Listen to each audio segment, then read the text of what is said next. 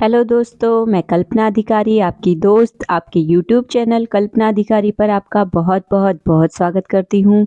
दोस्तों, हम हमारे चैनल पर पार्लर का बेसिक कोर्स सिखा रहे हैं, जिसके पार्ट 1, पार्ट 2, पार्ट 3 काफ़ी वीडियो लिंक मैं डिस्क्रिप्शन में दे दूँगी।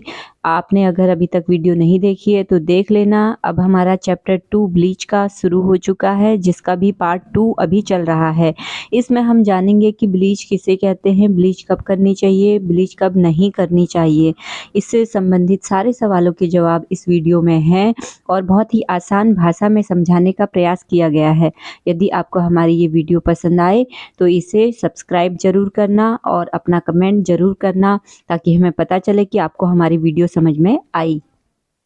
आज की क्लास शुरू करने से पहले ये बता दूं कि आप सभी जो भी इस वीडियो को देख रहे हैं और पार्लर सीखना चाहते हैं तो अपने साथ नोटबुक लेकर ज़रूर बैठें, ताकि इम्पोर्टेंट नोट्स आप बना सको। सभी लोगों ने, जैसा कि मैंने अभी आपसे पूछा कि ब्लीच किसे कहते हैं, तो आपने बताया ब्लीच ग्लो आता है ब्लीच करने से। ब्लीच करने से बाल हेयर हमारे जो होते हैं फेस के, वो गोल्डन कलर में हो जाते हैं। और क्या बताया था आपने? ग्लो आता है, चमक आता है ना, और कलर टोन। हाँ, देखो सिंपली क्या है, ब्लीच एक ऐसा प्रोडक्ट है जो हमारे स्किन को भी और हमारे बालों को भी थोड़ी सी ब्राइटन अप कर देता है, थोड़ी सी लाइटन अप कर देता है ना। तो इसका मतलब ये नहीं है कि, जैसे कई लोग का मिथ ये होता है कि ब्लीच से स्किन फेयर हो जाती है। स्किन फेयर होना और लाइटन अप करना, ब्राइटन अप करना, ये दोनों अलग चीज़ें हैं। अगर स्किन को ब्लीच लाइटन अप करता है या थोड़ी सी ब्राइट करता है, इट मीन्स वो थोड़ी बहुत हमें फेयरनेस दिखा देता है, लेकिन वो परमानेंट नहीं होता। वो क्या होता है, सेमी परमानेंट होता है, जो कुछ दिनों के लिए या फिर कुछ हफ्तों के लिए, ऐसा बोल सकते हैं, इतना रहता है। ठीक है।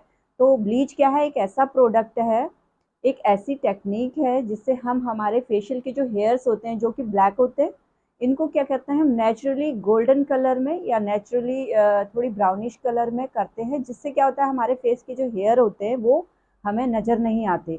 उससे क्या होता है, उससे हमारी जो स्किन होती है वो और थोड़ी लाइटन अप दिखती है हमें, और ज़्यादा हमें थोड़ी सी ऐसा लगता है कि जैसे और ज़्यादा फेयरनेस हमारी बढ़ चुकी है, थोड़ी ब्राइटन अप बढ़ चुकी है। और क्या होता है, वो हमारी स्किन को थोड़ी सी हेल्दी लुक देता है, यंगर लुक देता है। उससे क्या होता है, उससे हमारे चेहरे का जो स्किन है वो हमें थोड़ी टाइट सा दिखता है, उस पर ग्लो नज़र आता है, चमक नज़र आती है। तो ये काम होता है हमारा ब्लीच का। और इसके साथ साथ क्या काम होता है, जैसे हमारे फेस पर टैनिंग वगैरह हो जाती है, इस टैन को दूर करने का काम भी क्या करता है, ब्लीच करता है ना। जैसे कुछ दाग धब्बे होते हैं, उनको थोड़ी बहुत लाइटन अप करने का। लेकिन जो एक्स्ट्रा दाग धब्बे होते हैं, जैसे पिगमेंटेशन बहुत हाइपर हो जाता है, बहुत ही ज़्यादा इधर उधर फैला है, बहुत ज़्यादा डार्कनेस है, ऐसे उस पर स्पेशली आप ध्यान रखो कि उस एरियाज में हमें ब्लीच नहीं करना चाहिए। ब्लीच नहीं करना चाहिए। जो एकदम डार्कनेस लिए हुए होती हैं, पूरा स्किन कवर किए होती हैं, डार्क होती हैं, उस पर हमें ध्यान देना है कि उस पर हम ब्लीच ना करें। वो ब्लीच की जगह हम उस पर क्या कर सकते हैं, डी10। अभी डी10 पर आएंगे। अभी हमने क्या बताया, ब्लीच किसे कहते हैं, ये आप लोग को समझ में आ गया अच्छे से। अभी क्या है, ब्लीच मैंने आपसे पूछा था कि ब्लीच कितने प्रकार के होते हैं। तो ब्लीच कॉमनली हम कितने प्रकार के देखते हैं, दो प्रकार के। एक होता है पाउडर फॉर्म में, एक होता है क्रीम फॉर्म में। तो क्रीम फॉर्म में तो आप लोग जानते ही हो, जो हम मार्केट से भी खरीदते हैं, यूज़ करते हैं। पाउडर फॉर्म में भी मार्केट में आता है। पाउडर ब्लीच क्या होती है, पाउडर के फॉर्म में वो ब्लीच होती है, उसको आप जब मिक्सअप करते हैं तो ऐसे ही लगाते हैं, कुछ देर के लिए रखते हैं और उसके बाद वॉश आउट कर देते हैं। ये पाउडर ब्लीच होती है। इसका भी मेन काम यही है, स्किन को लाइटन अप करना, ब्राइटन अप करना। और जो लोग क्योंकि ब्लीच के अंदर हमारा क्या होता है, हाइड्रोजन पेरोक्साइड होता है, केमिकल है एक प्रकार का। इसी की वजह से हमारे जो हेयर होते हैं वो क्या होते हैं, गोल्डन में हो जाते हैं, है ना। चम जो चमक आती है, ब्राइटन अप होता है, स्किन थोड़ी लिफ्ट करती है, वो इसकी वजह से करती है। लेकिन कभी कभी क्या होता है, कई लोग जो हर्बल ऑर्गेनिक ये चीज़ें ज़्यादा पसंद करते हैं, वो लोग क्या करते हैं, केमिकल होने की वजह से ब्लीच को पसंद नहीं करते। तो वो नहीं चाहते कि हम अपनी स्किन पे कोई केमिकल यूज़ करें। वो लोग क्या करते हैं, पाउडर फॉर्म वाले ब्लीच का यूज़ करते हैं। पाउडर फॉर्म वाला ब्लीच आपको मार्केट में भी अवेलेबल है।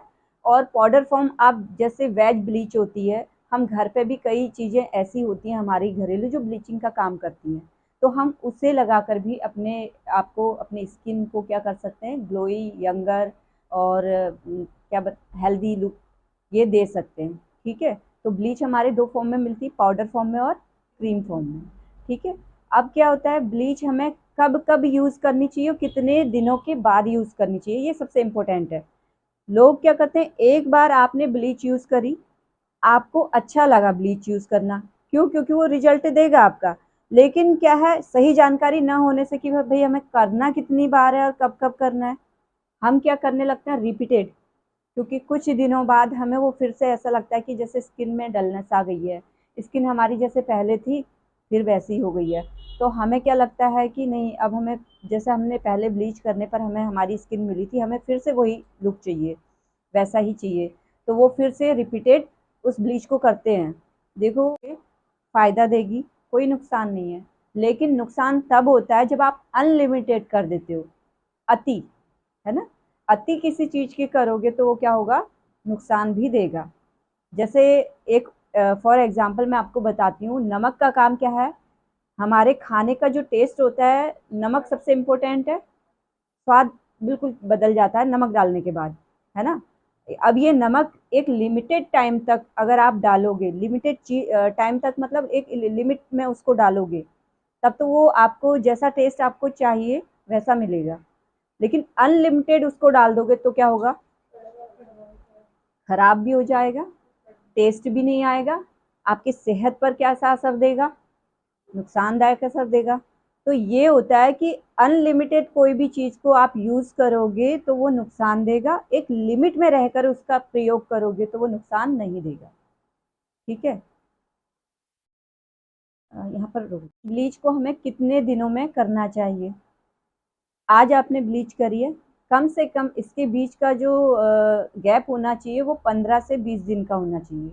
ठीक है, अभी इस पे भी डिपेंड करता है कि आपकी एज क्या है, क्योंकि एज फैक्टर भी सबसे इम्पोर्टेंट होता है। अगर आप टीन एज में हो तो आप अवॉइड करो कि हम ब्लीच करें, ब्लीच की जगह पर आप D10 यूज़ करें।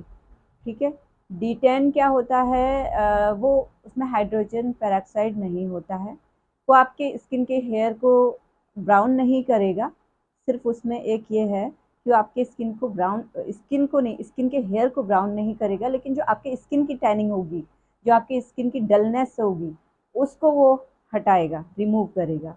तो D10 उनके लिए बहुत बढ़िया है।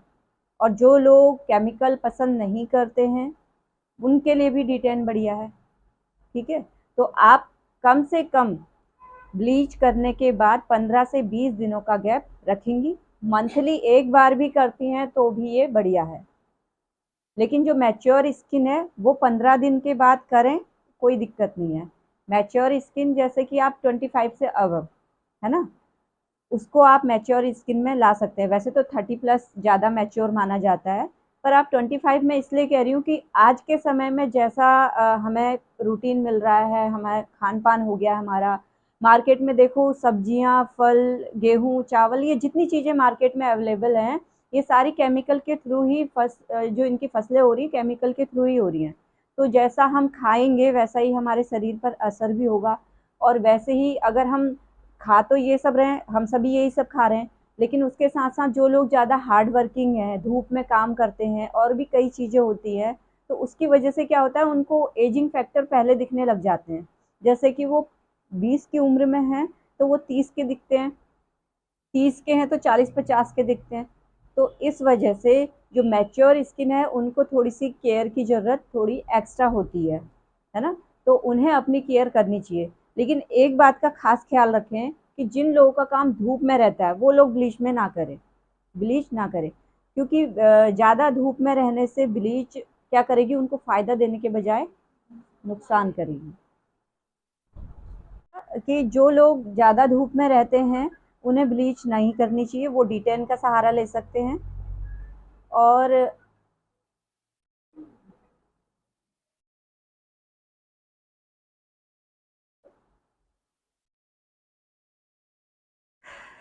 लोग धूप में काम करते हो, आप लोग ब्लीच ना करें। उसके बाद क्या होता है, जब आप एकदम से कहीं से घूम फिर के आए बाहर मार्केट से, आपने बोला अरे यार मेरा आज घर में फंक्शन है और मुझे ये भी करना है वो भी करना है, टाइम नहीं मिलेगा। सबसे पहला हमारा काम क्या होता है, ब्लीच ही कर लेते हैं क्योंकि जल्दी रिजल्ट दे देती है, यही तो होता है। लेकिन इस बात का ध्यान रखो कि जब आप बाहर से घूम के कहीं से आ रहे होते हो, चाहे कितना ही अर्जेंट काम हो, आप तुरंत ब्लीच ना करें। थोड़ी सी घर में उसके बदले तब तक कुछ और काम निपटा लो, क्योंकि बहुत सारे काम होते हैं उस वक्त भी। लेकिन तुरंत अगर आपने ब्लीच कर दिया तो उससे क्या होता है, जब हम बाहर से घूम फिर के आ रहे होते हैं, हमारी स्किन में ब्लड सर्कुलेशन चल रहा होता है, और भी कई चीज़ें होती हैं, पॉल्यूशन वगैरह कई चीज़ें होती हैं जो स्किन पर हमारे लगी हुई होती हैं, और अंदर ही अंदर आप देखोगे कि कुछ सेंसेशन चल रहे होते हैं। जब आप कहीं से घूम फिर के आ रहे होते हो, घर में आके एकदम से रिलैक्स होके जब बैठते हो और आंखें बंद करके बैठते हो, उस वक्त आपने फील किया होगा अंदर ही अंदर कुछ बुदबुदाहट जैसी, कुछ मतलब इस टाइप का कुछ कंपन जैसा, वाइब्रेशन जैसी, इस टाइप का कुछ सेंसेशन चल रहा होता है ना। हाँ, तो ये चीज़ जब चल रही होती है तो आपकी स्किन को एकदम नॉर्मल, एकदम स्ट्रेस फ्री होना चाहिए जब आप ये ब्लीच को करो, वो ज़्यादा आपको फ़ायदा देगा। तो आप जब कभी भी बाहर से घूम कर आएँ, ये ध्यान रखें हमेशा कि तुरंत ब्लीच ना करें, स्पेशली जब धूप में घूम के आ रहे हैं, ठीक है? जब नॉर्मल आपका बाहर का जो एनवायरनमेंट है वो ज़्यादा गर्म नहीं है, तो भी कोई दिक्कत नहीं है, क्योंकि स्किन जल्दी रिलैक्स हो जाएगी, आपको ज़्यादा वेट करने की भी ज़रूरत नहीं है। लेकिन अगर धूप में घूम के आ रहे हैं तो ये ख़ास ख़्याल रखें कि उस वक़्त ना करें। उसके बाद दूसरा ख़्याल क्या रखना है, जब भी आप ब्लीच करें, ब्लीच के तुरंत बाद धूप में ना जाएँ। एक तो आते हुए नहीं करना है, और एक करने के बाद तुरंत धूप में नहीं जाना है, ठीक है? और जब कभी भी आप इस तरीके की चीज़ों का इस्तेमाल करते हैं, आपको मॉइस्चराइज़र और सनस्क्रीन ये मस्ट इम्पोर्टेंट है होम केयर के लिए। एक मॉइस्चराइज़र पक्का लगाना है आपने, और एक सनस्क्रीन ज़रूर लगानी है जो कि एसपीएफ वाली हो। एसपीएफ क्या करता है, एक प्रकार का सन ब्लॉक क्रीम होती है हमारी, जो सन की रेज़ को, 2 टाइप की रेज़ निकलती हैं, यूवीए और यूवीबी। यूवीए क्या होती है, एजिंग प्रोसेस को हमारे जल्दी बढ़ा देती है, और यूवीबी क्या करती है, बर्निंग, स्किन को बर्न कर देती है, जिससे हमारे कैंसर होने तक का खतरा रहता है ना। तो इन दोनों टाइप की रेज से हमें क्या करती है, ये सनस्क्रीन हम बोलते हैं किया करो, ये इन दोनों रेज से हमें बचाती है। तो इसीलिए हम लोग उसमें जो एसपीएफ दिया रहता है 20, 40, 30, ये आपने देखा होगा ना उसमें, और एक लिखा रहता है PA++। जो PA++ है वो हमें स्किन बर्निंग, मतलब यूवी जो रेज होती हैं बी, उससे बचाती है। और जो हमारा सन प्रोटेक्शन फार्मूला बोलते हैं SPF, जो 30 SPF है, 40 SPF है, या इससे ऊपर का है, ये हमें क्या करता है, जो सन की रेज होती हैं UVA, इससे प्रोटेक्ट करती हैं, ठीक है। तो ये आपको बहुत ज़रूरी होता है।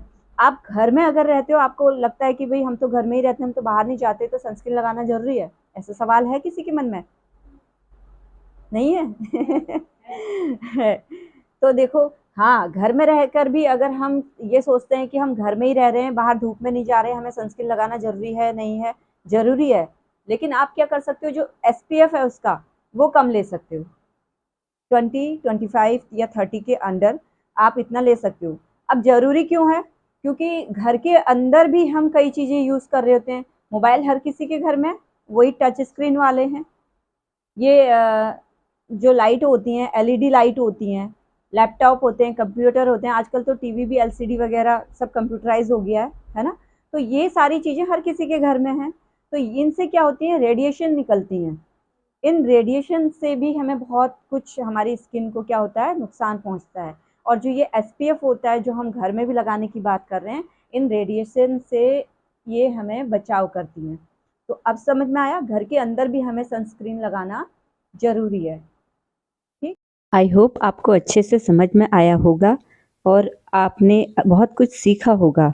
अगर आपको इस वीडियो से हेल्प मिली हो तो आप इस वीडियो को शेयर करके दूसरों की हेल्प भी कर सकते हैं। और आप सभी ने अपना प्यार दिया, सपोर्ट दिया इस चैनल को, उसके लिए आप सभी का दिल से धन्यवाद। और अगर आप हमारे चैनल पर नए हैं, आपने अभी तक सब्सक्राइब नहीं किया है, तो इस चैनल को सब्सक्राइब कर लें और बेल आइकन को भी ज़रूर दबा लें, जिससे आने वाली नई वीडियो के नोटिफिकेशन आपको बराबर मिलते रहें। तो सीखते रहिए, सिखाते रहिए। Bye bye.